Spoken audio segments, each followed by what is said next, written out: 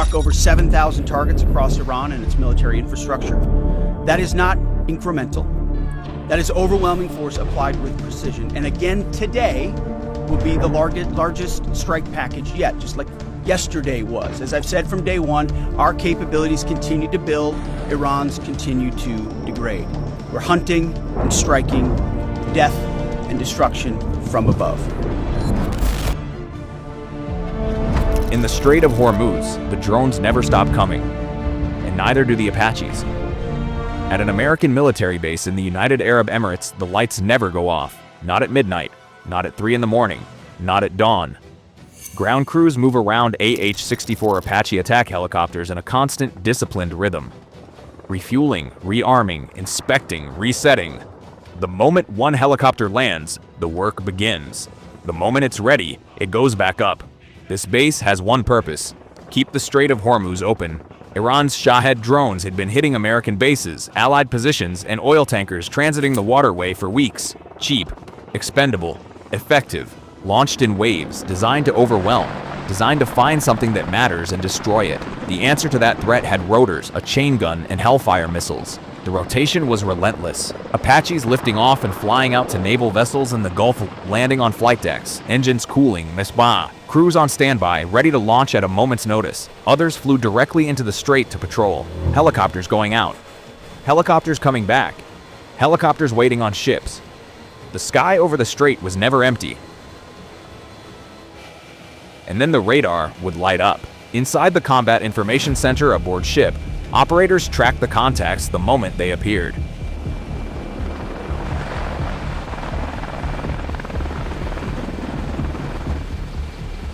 Classified them hostile, calculated their heading, their speed, their likely targets. The data went out immediately. Apache crews on deck received the alert. Pilots already airborne received the vector. Within minutes of detection, engines were spinning, rotors were at speed, and the Apaches were moving toward the threat. They closed fast.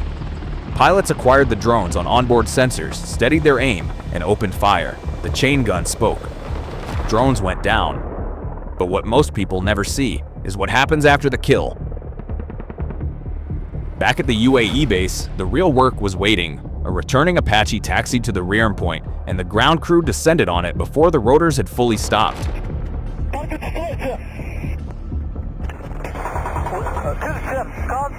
After the 19-round Hydra 70 rocket pods.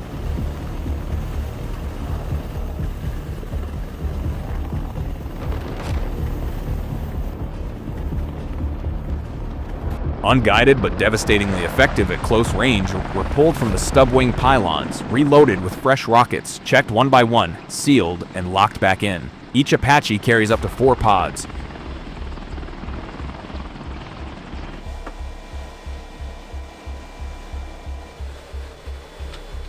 "76 rockets per helicopter. Every single one accounted for.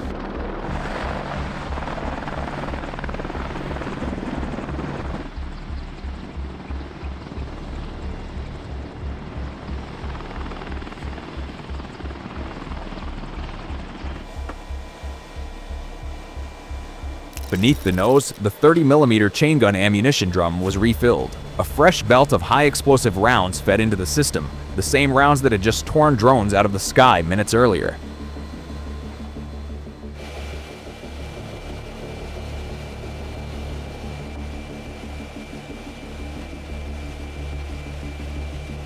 Then came the Hellfires.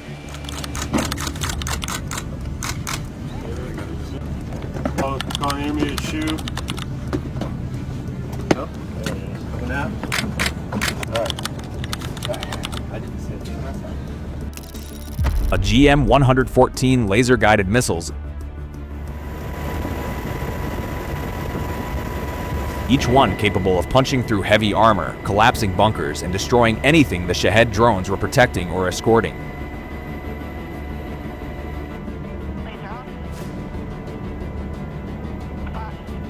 Each missile slid onto its rail launcher, electrical connectors plugged in. Mounting confirmed secure. The helicopter that landed damaged and empty left the rearm point loaded and lethal. They weren't slowing down, they were scaling up.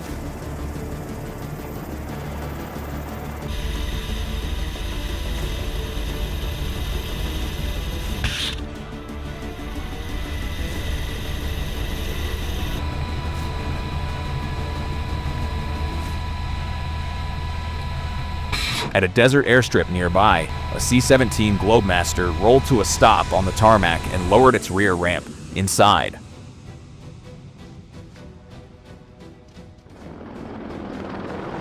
another AH-64 Apache. Not a spare, a reinforcement. Deployed to ensure that patrol coverage over the strait would not slip for a single hour. But transporting an attack helicopter inside a cargo aircraft means taking it apart and putting it back together on the other side. The unloading began immediately. Crates and containers came off first. Rotor blades, tail rotor assembly, stub wings, weapons pylons, avionics fairings, crates of rockets and Hellfire missiles. Every component removed for transit, cataloged, and carried off the ramp by hand and by cart. Then the airframe itself, the Apache. Rotorless, stripped down, but still recognizable, was pulled from the cargo bay, rolled down the ramp manually, and guided carefully onto the tarmac by a large crew moving in precise coordination. One wrong move could damage a sensor, a weapons mount, a flight control surface. Nothing was rushed, nothing was careless. A military tow vehicle hooked up to the airframe. The parts convoy fell in behind, and the whole assembly moved across the airstrip to the maintenance area, where mechanics were already waiting with tools in hand. Rotor blades attached and torqued, tail rotor mounted, drive shaft connected.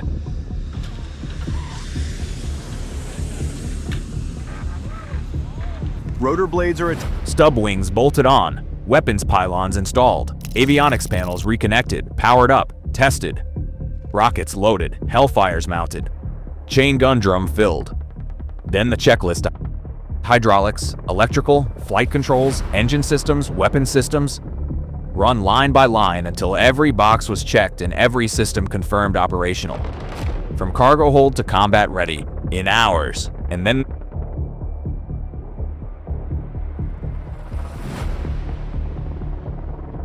the alarm sounded again. On a ship in the strait, radar had acquired a new wave of Iranian drones. Inbound, multiple contacts, moving fast toward the formation. An Apache already sitting on the flight deck spun its engines up. Rotors accelerated to operating speed. The helicopter lifted off the deck, climbed hard, and turned directly toward the threat. The drones are... Mission The pilot found the targets on sensors, steadied the nose, fired. The drones came apart in the air. Kills confirmed. Engagement reported. Data relayed to the command center. Target destroyed. Mission confirmed. The Apache banked back toward its patrol station and resumed its orbit over the strait. Waiting, watching, ready, because somewhere over the horizon, the next wave was already being prepared. This cycle, launch, engage, return, rearm, launch again, has no scheduled end, and the men flying it know that better than anyone.